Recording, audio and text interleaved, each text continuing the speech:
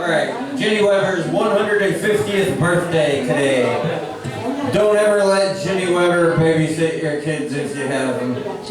Well, talk about late-term abortion. Jenny Weber, she'd like to kill her charges. Well, anyway, she turns 150 years old today. So she's probably dead. Of course, I got a song about her. The worst babysitter ever, baby, goddamn Jenny Weber. Father's death was strange and should have been investigated better. Bruises on their necks were likely from someone applying pressure. The worst babysitter ever, make a goddamn Jenny Weber. Killing 6, 7, 8, 9, left alone to kill another. Finally caught red-handed, the cops are finally called. They finally arrest her. The worst babysitter ever, baby, goddamn Jenny Weber. It's Jenny Weber, Jenny Weber. I don't know how you would say it. Alright, today is also Gary Evans' birthday. He turned 70 years old today, but unfortunately he died escaping from the cops. He turned himself in just to escape. Like, I don't know what kind of point he was trying to prove, but Gary Evans' childhood home life was anything but sweet. His father was a pervert and his mother was also a freak. The more often he was caught misbehaving, the more he got beat. First the fights, a vicious cycle snowballs into a country. Gary Evans was an escape artist, murderer, and thief. Breaking into stores and houses, taking expensive antiques. Arrested to be released like 6 or 7 times at least. He stole a marble tombstone from an Albany cemetery. Michael Falco betrayed him to be dismembered and buried in Fort Worth, Florida. Back north, New York, driven back. Gary shot and killed second-hand shop owner Douglas Perry, pirating the treasure, leaving the police without a lead. Gary Evans was an escape artist, murderer, and thief. Breaking into stores and houses, taking expensive antiques. Gary Evans surrendered and confessed voluntarily. Planned his final escape. Inside his nose he hid the key. Gary Evans didn't drink or smoke or consume any meat. He was physically healthy, could outrun the cops easily. Smashed the window out of the van, jumped off the bridge, and he was free in shallow river water. Gary died from a head injury. Kind of fucked it up. Alright, thanks.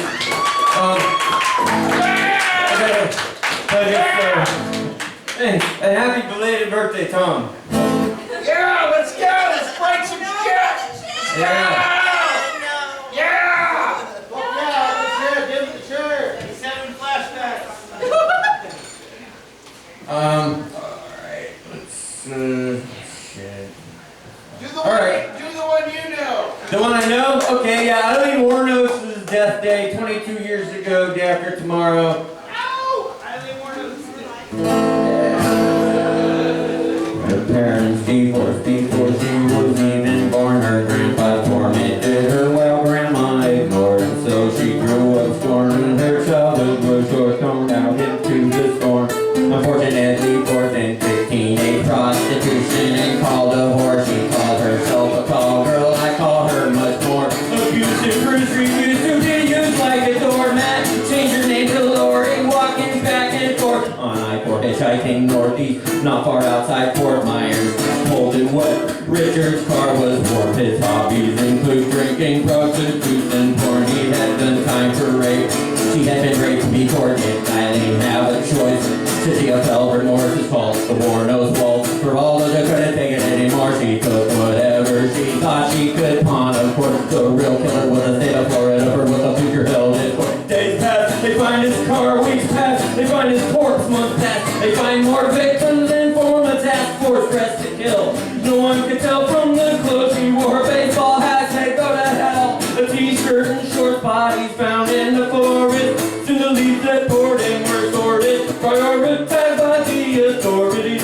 Her last night of freedom, she slept on the porch of a Port Orange biker bar called The Last Resort. Eileen borderline personality disorder didn't help in court with no moral support. Betrayed by her former life partner, Tyra Moore. Lies distorting the truth, but with the movie rights were worse, she insisted. It was all in self-defense. Eileen swore her thing. The jury when the foreman took the floor sentence. The lethal injection of a 10-year ordeal. A painful ending to a painful story.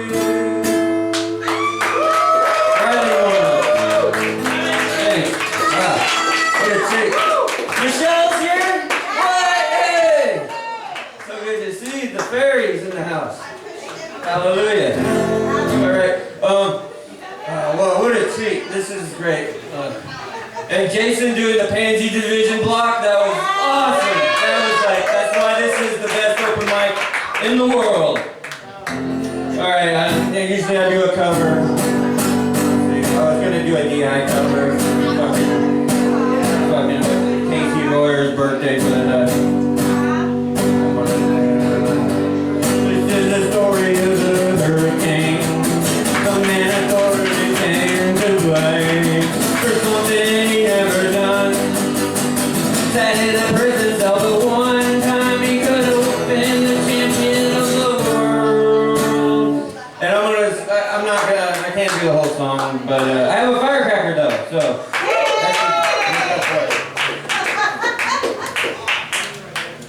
God. I might have got wet. Oh, fuck! Might have got wet. That's a hurricane firecracker. Yeah. Yeah, there you go. Hey, if you catch his lips, you get a free drink. That's from Milton. Yeah. The ratio of take to people does not equate. That's the Office Space reference. Take for him, everybody. Thank you. It's an honor. Listen, I have to tell you, one of my favorite things about doing this show is that I get to be in the presence of amazing performers.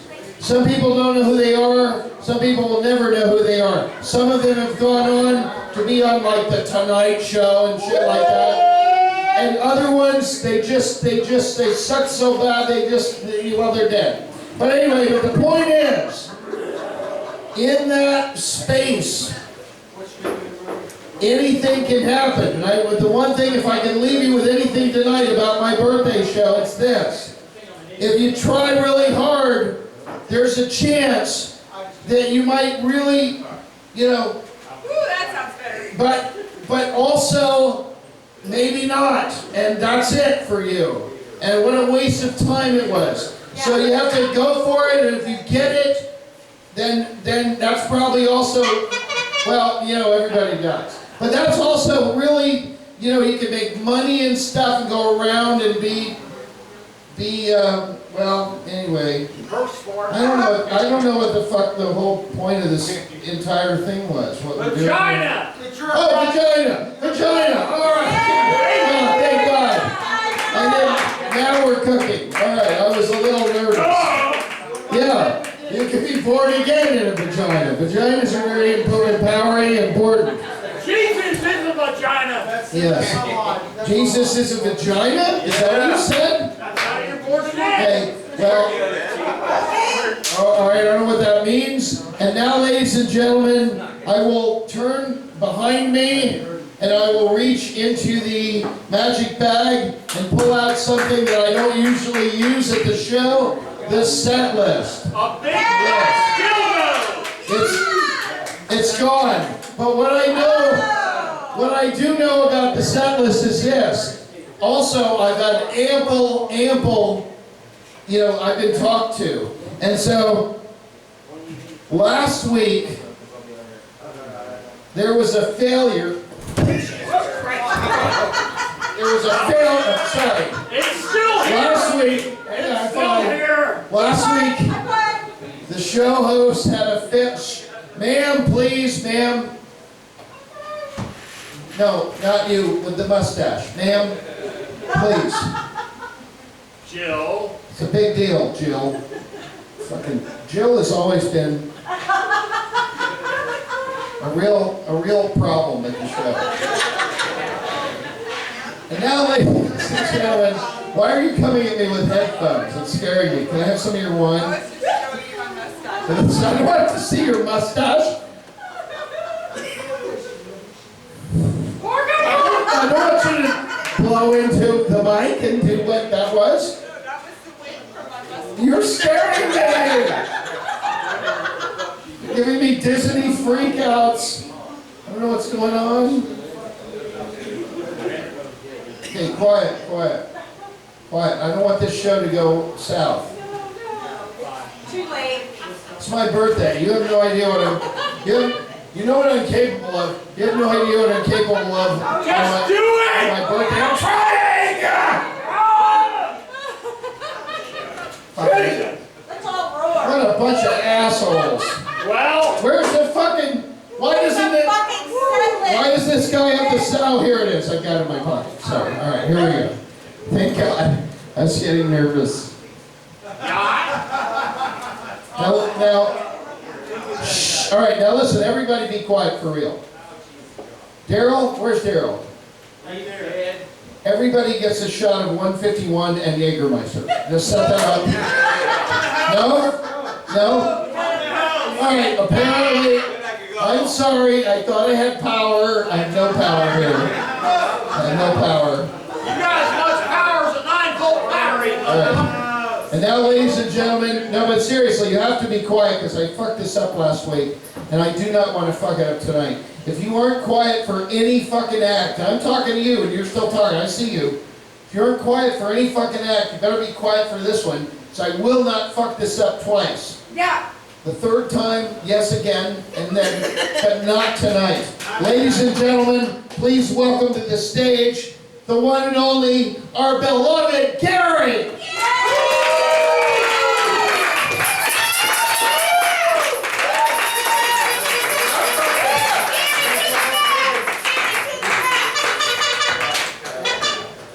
I don't have to have a printer, so I have to begin to you. Speak up so we can hear you, Gary. No. Loud and proud. Loud and proud. This is why I have a microphone. Quiet, bitches! So obviously, as everyone knows, it was Tom Miller's birthday 2 days ago. So my first poem is called Love Letter, and it's in part about Tom. Here we go.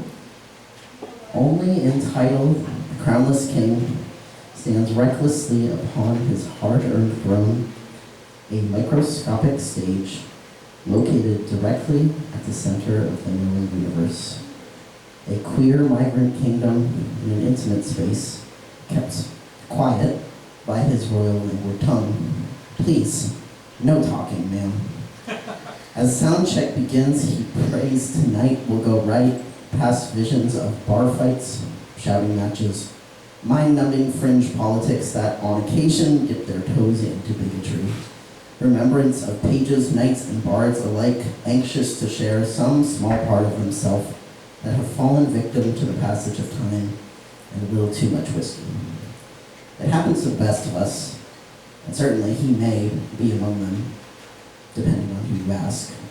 Seemingly carefree and jubilant, he is both immersed and above it all, but all 4 people are waiting now, so he begins opening ceremonies, 10 minutes late, exactly on time, as they always are.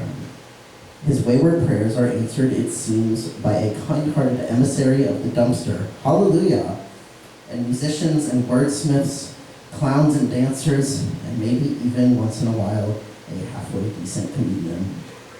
Artists of all kinds with joy in their heart, love in their eyes, and most likely booze in their bloodstream, roar on with their passions above the heckling and disrespect and chair throwing, because they can feel it too. The chaos that reigns here and the family it's formed, enveloped in its care, a mecca for the strange in a small upstairs bar, set list left crumpled as the next act is called. A longtime favorite, or someone new. Not all too polished, and maybe not all that good, but no one here truly cares. A reminder that it is possible to try and fail and try again. That you can bare your soul to people that love you, and maybe even get the slightest hint of validation for it. I think I want to write again. When I put myself on that list for the very first time, to bare my soul to people that love me, I must steady my nerves and remind myself, this is the show. Happy birthday, Tom.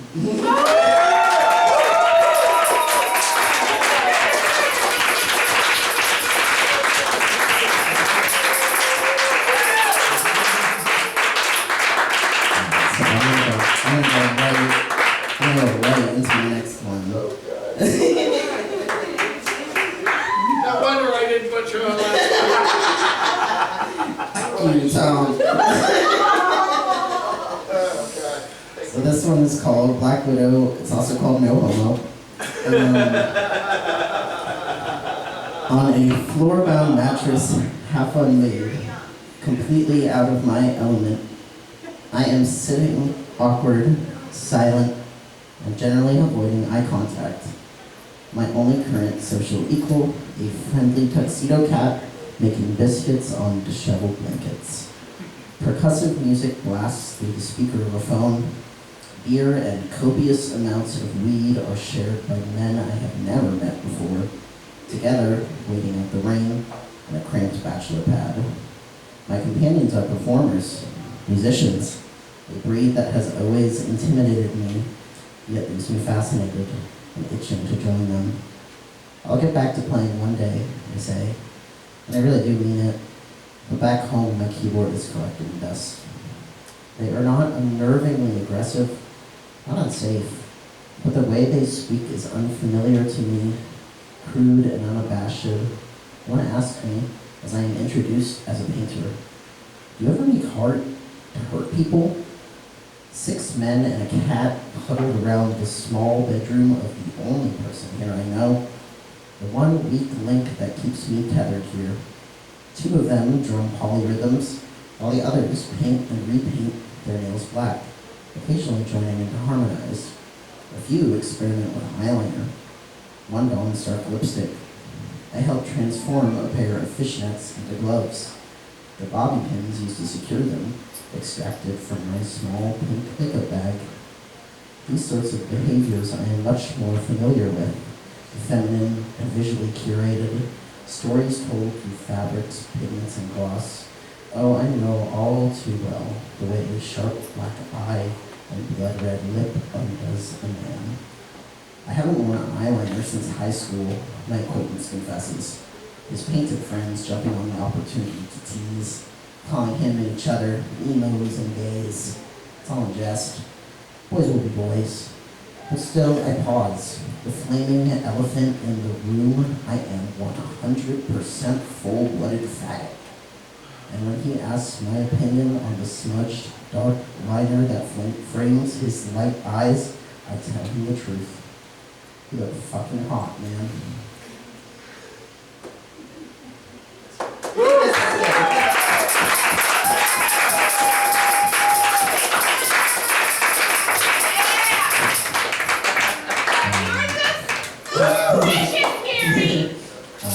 This is another of our words called Speed Trap. My compassion asleep in the passenger seat, it's your taillights I chase. A hunt in the night, no street lamps to guide us through the suffocating dark. Only your instincts and the hunger that twists in my gut, sharp and raw, keeping me tethered to the wheel with a white-knuckled grip. You're nervous too. Smoking out the driver's side, lit cherry flies out your window, ricocheting on the asphalt between us. A flash of red gone as quickly as it came, its instant heat death cauterizing a deep hole in my wrist. Ever closer to the safety of your own territory, you edge on the gas. An effortless provocation of a man so close to the edge. Tusks thrust forward in recognition. You bastard! I won't let you out of my sight. Playing the game, I keep a steady distance. But thoughts race with the scene of you impaled and gored by my long, sharp tooth. I would have chased you forever. Teeth gnashing, mind crazed. But the passage of time makes way for our shared destination. By all means, you should have me snared within your trap. Your knowledge of the land and my derangement are advantageous, to say the least. But to your doorstep, my hunger is brought shaking, the rabbit foam spilling forth from my mouth. Closing in, the prey is cornered, but no longer shrinking away. You let him devour you, mind and soul and body, the shaking thing that chased you throughout those quiet streets. A guardian angel, or something more sinister, a self-absorbed, vicious, malicious pig. Distinctions don't matter. You give up your body to the cycle of nature and are gored by his long, sharp tooth up early. You leave the predator's cage unlocked. You know he is useless now, a danger to no one, lame, sore, and content. He will sleep for as long as you let him before running back home. Eager to please, you scavenge his breakfast and wake him with a smile, hearty and filling, with plenty of protein for the next hunt.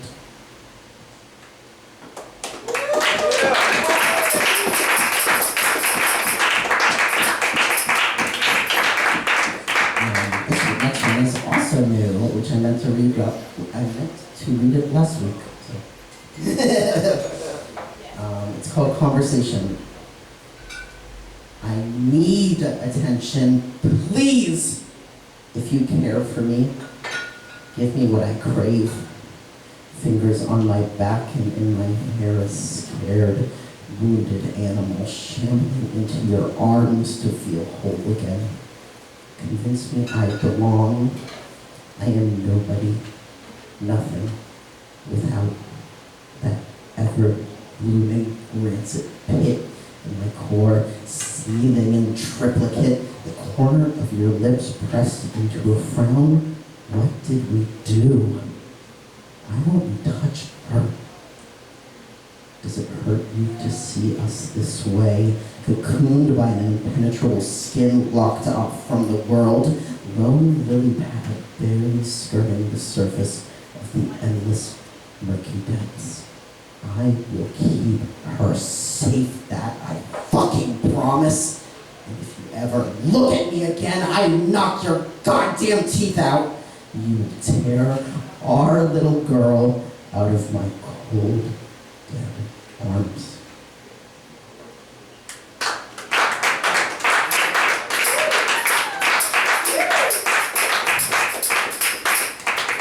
This one's called Screen Door. You are a monster. It took you this long to notice the festering orifice beneath the cold, dead surface, eating away at me for these months, these years, my whole life. If I could just remember through the haze of those silent eyes. Black out. And lazy Susan turns again. This one's harder to reach. Further back. Past the rot and feasting maggots, a boneyard for the maladjusted. A steady, scarred hand scavenges the hatred, ragged. Her alarm's going off. A steady, scarred hand scavenges the hatred, ragged chunks of glass from God knows where, broken and split into the soft, wet meat. Fractals of shared memories slice his skin the way he wants them to. Thick black ichor underneath, dripping off his palms and into mine. Awoken from a restless state, the wheel has rusted, no longer spinning. A bandage of fog cleared away. The pain sets in. Screaming, agonized, we are blinded by bright white lights, several lifetimes tearing apart the decomposing mass of our stitched-together conscious, loathing and fear extracted from the stinging cuts, glass reforged into a cracked and mirrored blade, unsheathed from my gut and spilled into yours. You are goddamn right. I am a monster.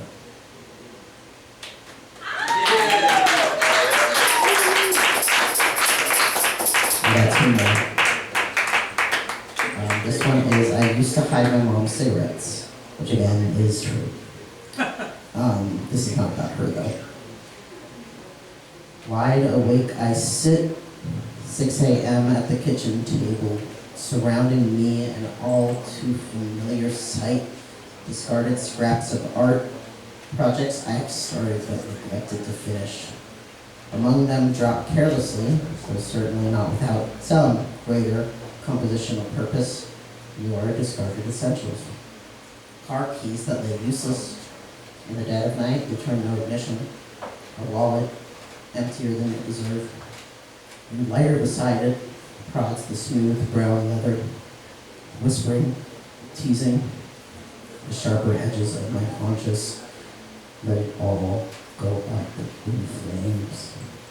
Reminds me of watching you smoke, smelling the nicotine in your breath.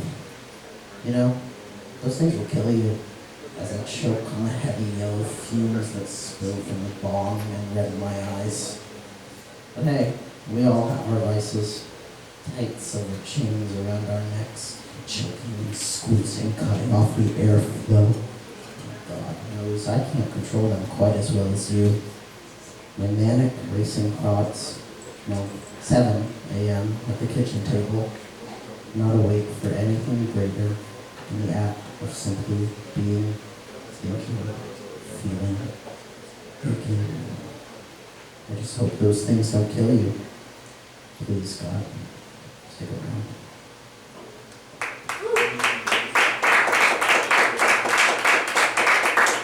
We have one more, it's called Again and Again.